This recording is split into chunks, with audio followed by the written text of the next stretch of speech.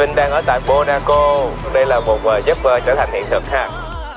Mọi người ơi, ít dân nhưng mà là toàn là dân tỷ phú hết.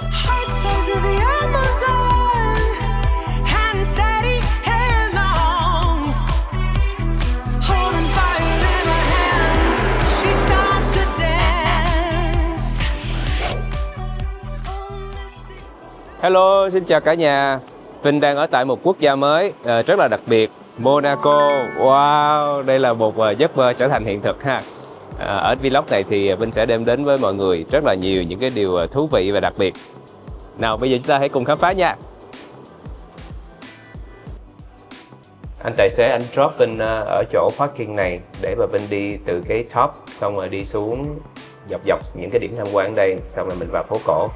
Các bạn hình dung nha, Vinh đang bắt đầu từ bảo tàng Đại Dương nè, ở đây, xong rồi Vinh sẽ dọc dọc đi xuống thăm nhà thờ, rồi đến cung điện của nhà vua, xong rồi vòng lại những cái phố cổ, shopping, ăn uống, nhà hàng, đồ lưu niệm ở đây. Đây là khu vực mà Vinh tham quan trong buổi sáng, đỉnh đầu tiên khi mà Vinh bắt đầu ở tại Monaco. Nhắc đến Monaco thì mình có rất là nhiều những cái fun facts, ví dụ như là quốc gia nhỏ thứ hai trên thế giới nè, sau Vatican.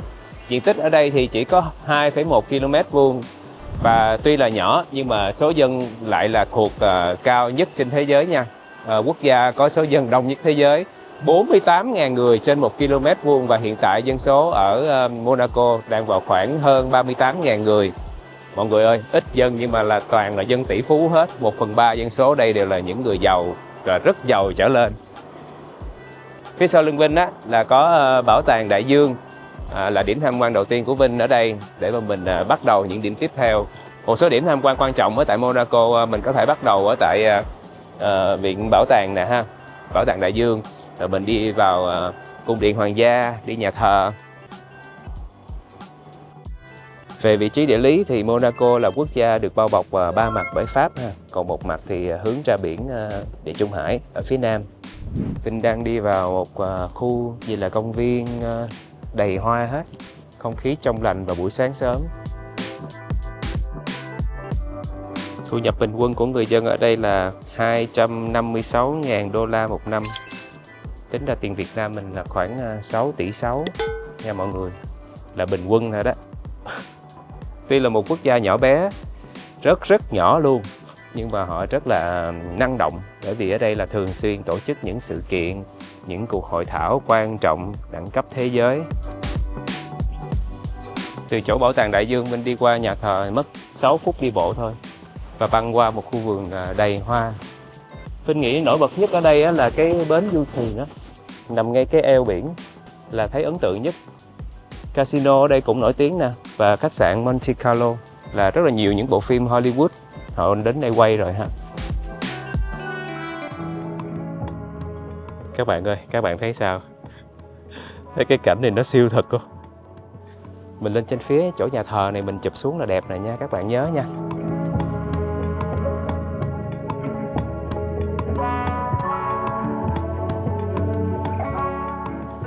Mình vào tham quan nhà thờ chút xíu ha. Đây là nhà thờ trung tâm rồi. Ngôn ngữ chính của Monaco họ nói tiếng Pháp, và người dân ở đây thì thông thạo tiếng Pháp nè, tiếng Anh, tiếng Ý.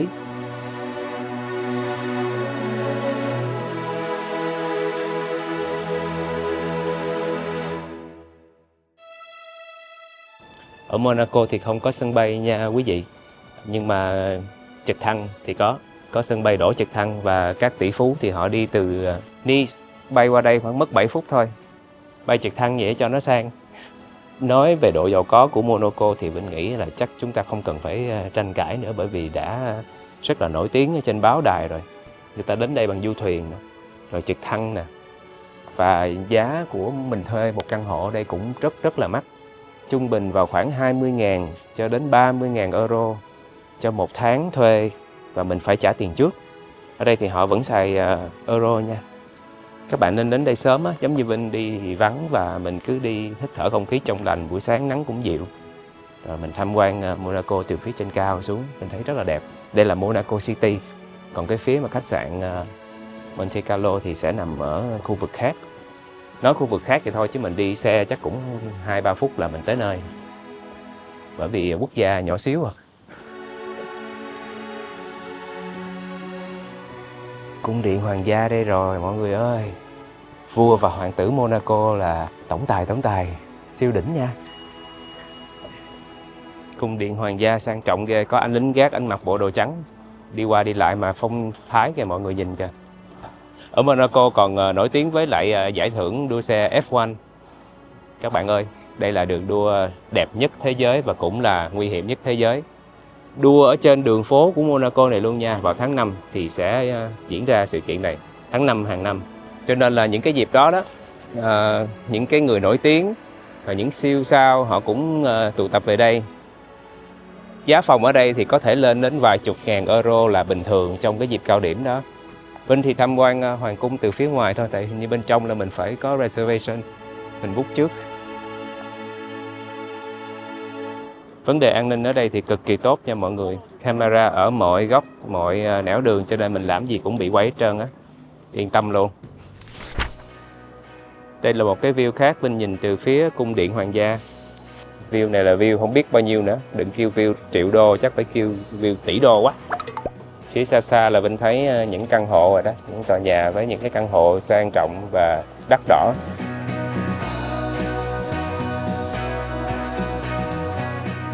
Cái nón đây đẹp ha, kiểu như là nón của xe đua.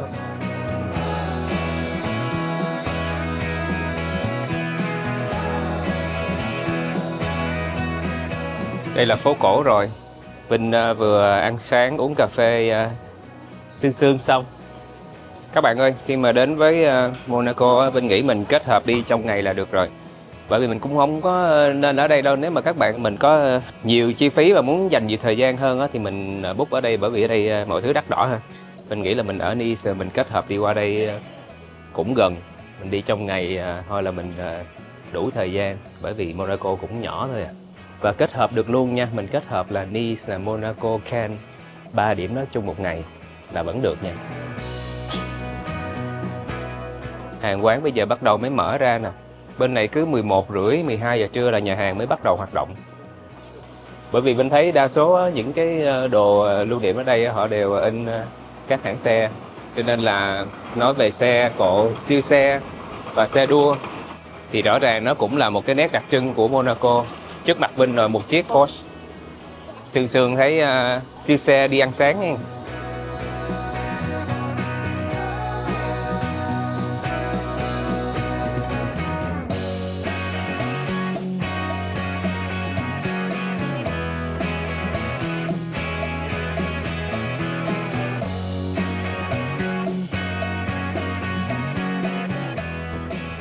Các bạn mình thấy những cái đường cong và vạch trong mình là họ xây cho đường đua F1 đó.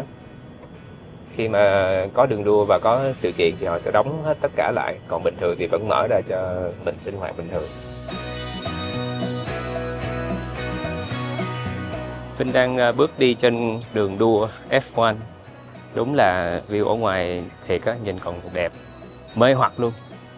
Phía bên trái của Vinh là mọi người thấy siêu xe nè, các bạn chọn đi, màu nào, loại gì á, có đầy đủ.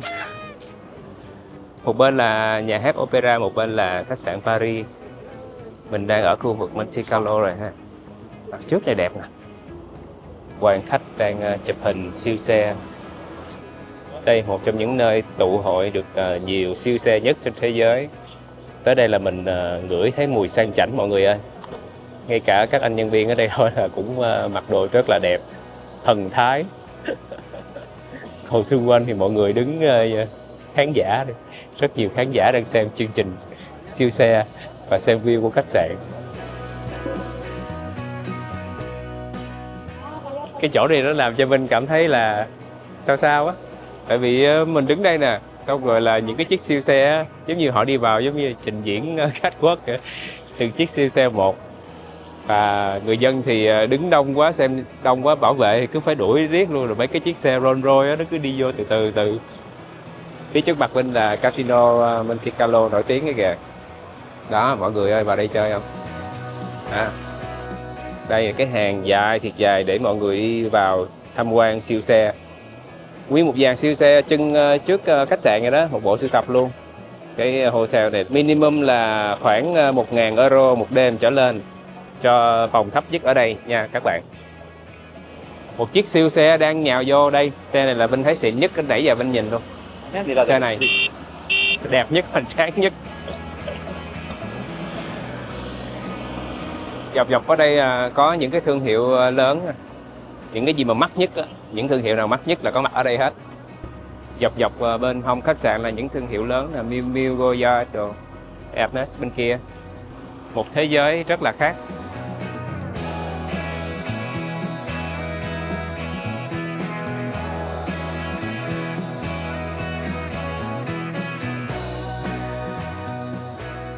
Có dịch vụ cho mình thuê xe này lái đi vòng vòng nè, để bên coi giá nha. Một người là 59 euro, 25 phút.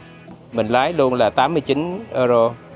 Và đi hai người, couple là 100 euro, 25 phút. Một tiếng ở dưới là giá 150, 179 nè, 219 là cho hai người. Một tiếng rưỡi thì mắc hơn nữa. Ok, bây giờ Vinh sẽ trải nghiệm thử. Vinh trả 60 euro cho 15 phút và có tài xế.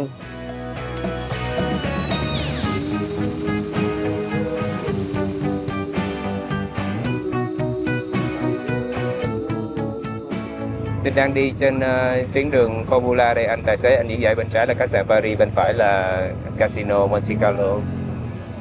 Ảnh ở đây làm việc 4 tháng thôi, xong sau đó ảnh về nhà ở Bangkok, có nhà ở Bangkok, xong sau đó là đi du lịch vòng quanh thế giới. Đây cũng là một phong cách sống mà các bạn có thể thấy là họ chỉ làm việc mấy tháng hè thôi. Phần còn lại thì ở đây có lẽ là mưa và thời tiết nó cũng không có vui như mùa hè, cho nên là họ sẽ đi những nước khác, đi vừa du lịch vừa trải nghiệm. Wow, mình thấy thú vị nha.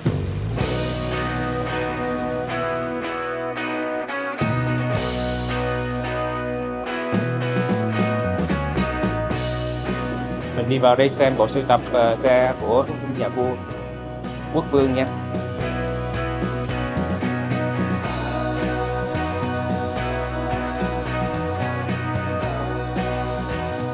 Wow, mình rất là vui bởi vì hôm nay mình ghi hình được bộ sưu tập xe siêu đỉnh của nhà vua. Quá xịn.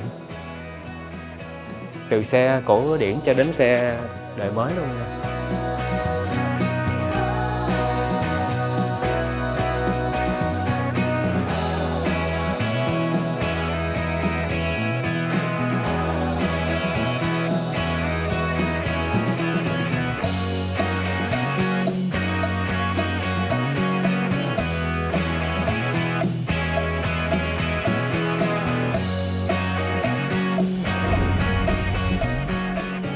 Một tiếng thôi thì Vinh đến với Cannes đây rồi. Wow, cái này mấy anh chị đồng nghiệp, bạn bè, diễn viên rồi đi liên hoan phim đồ nhiều lần. Vinh cũng mơ ước một lần được đặt chân tới đây. Thì hôm nay là Vinh đã đến được Cannes rồi. Vinh đang đi tìm cái chỗ mà red carpet đó mọi người để check in. Cũng là vào tháng 5 ha. Tháng 5 là tháng của liên hoan phim. Mình không thể tưởng tượng được vào tháng đó, bởi vì Vinh đọc tin tức, đọc thông tin á, họ nói là cái thời điểm đó là khắp nơi trên thế giới họ đổ về, đặc biệt là siêu sao, các minh tinh Hollywood, rồi những ngôi sao điện ảnh của tất cả các nước về dự liên hoan phim. Và liên hoan phim ở đây thì rất là uy tín, cho nên là cái sự kiện này có thể nói là một cái điều đặc biệt nhất ở tại Cannes. Nó thu hút du lịch, thu hút du khách. Mọi thứ ở trong tháng 5 này nó rất là đặc biệt và rất là đắt đỏ. Khoe cái nón cái hồi nãy Vinh mua bên Monaco nè. Đây là số của tay đua Valentino Rossi, rất là nổi tiếng, Vinh mua làm kỷ niệm. Mà đúng là cái màu làm thấy ngầu quá. Đây nè, Jodie Foster. Vinh đang bước đi trên những cái dấu tay của những siêu sao minh tinh. Liên hoan phim ở Cannes là một trong 3 liên hoan phim lớn nhất thế giới ha, cùng với Venice và Berlin. Và giải thưởng cao nhất là giải cành cọ vàng. Giống như Walk of Fame ở tại Hollywood, ngôi sao vinh danh thì ở đây là những cái bàn tay của các diễn viên nổi tiếng. Ở Cannes còn có 2 lễ hội nữa là lễ hội du thuyền vào tháng 9 và lễ hội Cannes Lions dành cho ngành quảng cáo. ở tháng 6. Phía bên kia đường là những cái thương hiệu xa xỉ nhất. Chanel nè, Dolce Gabbana, Dior là đối diện với lại bên này luôn. Mình đi lộn cổng này mới đúng, người ta xếp hàng đông hơn nhiều. Phía sau lưng là minh tinh không kìa. Ủa mọi người coi xếp hàng dài đi chụp hình, thảm đỏ. Kinh nghiệm du lịch đây mọi người ơi, các bạn nên đi tất cả các thời gian còn lại trừ tháng 5 ra, bởi vì tháng 5 có sự kiện liên hoan phim á. Ở đây thì sẽ tăng giá thì mình đi không có nổi, vừa đông vừa mắc tiền. Mình tránh cái sự kiện đó ra. Còn nếu mà mình đặc biệt để mình đi cái sự kiện đó thì là cái chuyện khác. Nhưng nếu đi du lịch thì mình nghĩ là không nên đi tháng 5. Ở tại miền Nam nước Pháp á, thì 365 ngày đều có nắng, riêng có 2 tháng 60 ngày á, là mưa nhiều. Phần còn lại thì cũng kiểu giống như là lâu lâu thì có lụt nữa. Mùa hè thì nắng nóng, nhưng mà là thời điểm mà mọi người đi du lịch nhiều nhất. Mình nghĩ đẹp nhất vẫn là tháng 9. Tháng 9 thì học sinh đi học, rồi gia đình, ba mẹ cũng quay về làm việc, không có đưa con đi nghỉ hè nữa, cho nên tháng 9 là thời điểm lý tưởng nhất trước khi mùa lạnh bắt đầu. Yeah. Giờ Vinh sẽ đi window shopping.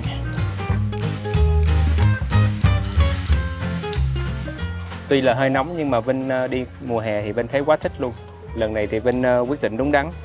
Mình đi mùa hè mình thấy được một cái không khí vui vẻ, thoải mái của tất cả mọi người. Cái năng lượng tốt á, làm cho mình cũng vui lây.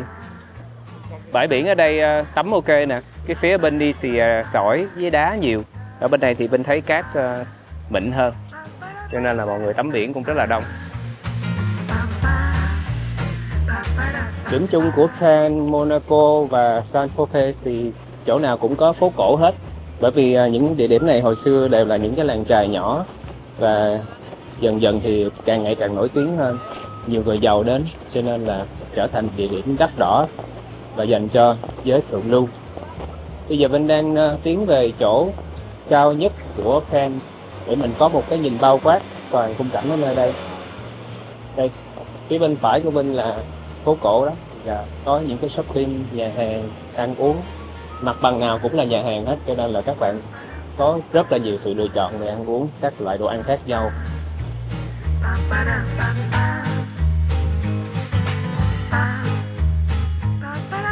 Các bạn ơi, Vinh gợi ý là nếu mà mình ở Nice rồi mình muốn tham quan Cannes và Monaco, mình có thể đi trong ngày. Và một điểm ở trên đường đi nữa Vinh nghĩ mọi người nên đến tham quan, đó là Fragonard, thương hiệu nước hoa rất là nổi tiếng ở tại Pháp. Và đây là cơ sở đầu tiên original sản xuất ra dòng nước hoa này. Bây giờ thì mình đi vào tham quan nhà máy nha, và sau đó là mình sẽ tham quan cả boutique shop của họ nữa. Let's go. Vinh có đọc trước thông tin đó, mình lên mình sẽ gặp chuyên viên ở đây, họ sẽ dẫn mình đi free tour để tham quan nhà máy. Đây rồi, wow, hàng dài quá. Còn đây mình sẽ đi theo nhóm nha mọi người. Vinh thấy cũng đông nhưng mà cũng trật tự, đâu vào đó, từng nhóm. Il y a quelques personnes qui peuvent rejoindre un groupe en anglais. Anh tài xế bên Travel Through ảnh rất là hỗ trợ Vinh ha, ảnh vào thông dịch cho Vinh luôn.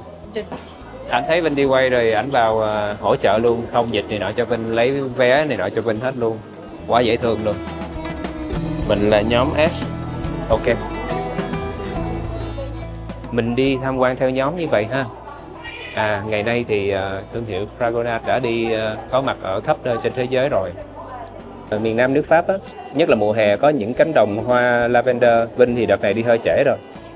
Tháng 6, tháng 7 mình đi cánh đồng lavender là đẹp, nổi tiếng luôn, và có rất là nhiều thương hiệu về nước hoa, mỹ phẩm.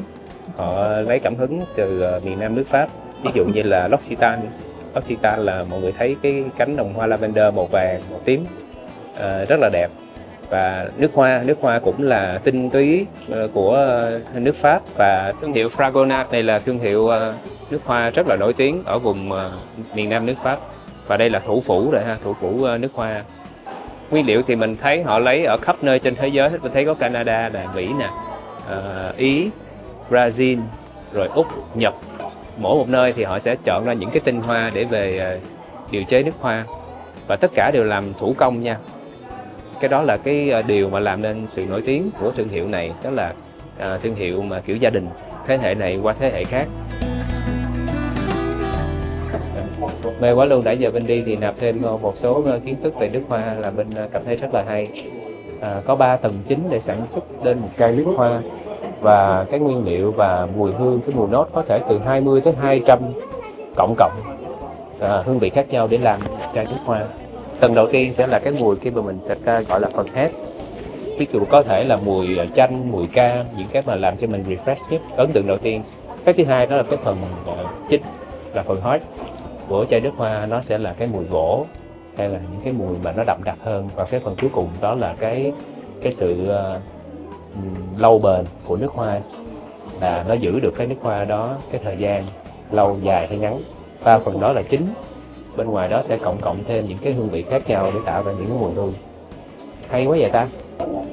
Hồi nãy là mình tham quan cái quá trình mà họ sản xuất ha, còn bây giờ là mình ra tới cái khu shop rồi. Cái chai màu vàng độc như vậy là cho nữ nè, chai nam sẽ là chai màu bạc làm bằng chất liệu aluminium. Ra tới đây rồi là mình không thể không mua. Mình nghĩ chỗ này rất là đáng để cho mọi người đến trải nghiệm. Những cái sản phẩm rất là tốt và nó rất là tinh túy, bao bì cho tới mùi hương là Vinh vào đây là nãy giờ là Vinh đi là vất xỉu lên vất xỉu xuống, thơm quá trời thơm.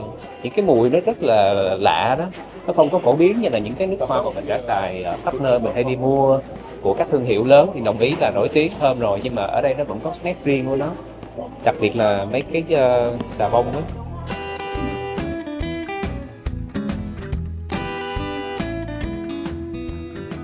Hôm qua Vinh mua chai này ở San Tropez thì là 29 euro, mua tại tiệm gốc đây luôn, xưởng 22 euro. Cho nên là các bạn thấy là nếu mà mình có dịp tới đây á, mình mua thì sản phẩm thì sẽ được giá gốc tốt hơn nhiều. Đi một hồi là Vinh loạn, bởi vì Vinh muốn gom hết tất cả mọi thứ, cái gì cũng thơm hết, không biết lựa gì luôn, loạn nè. Vừa thơm mà vừa đẹp nữa mọi người ơi, hay quá à. Đi qua chỗ Fragonard này thì Vinh biết thêm được thành phố Grasse. Và mọi người ơi, như vậy là Vinh đã có những ngày hè ở tại miền Nam nước Pháp rất là tuyệt vời. Vinh đã đi được rất là nhiều nơi, rất là đẹp, rất là hay. Những cái thông tin mà Vinh chia sẻ đó là kinh nghiệm cá nhân của Vinh khi mà lần đầu đến đây. Các bạn nếu mà mình biết thêm nhiều thông tin hay ho thì nhớ comment cho Vinh biết nha, để mình chia sẻ với nhau nhiều thông tin về du lịch hơn. Cảm ơn mọi người đã theo dõi vlog này và Vinh hẹn mọi người ở lần sau. Xin chào tạm biệt, cảm ơn.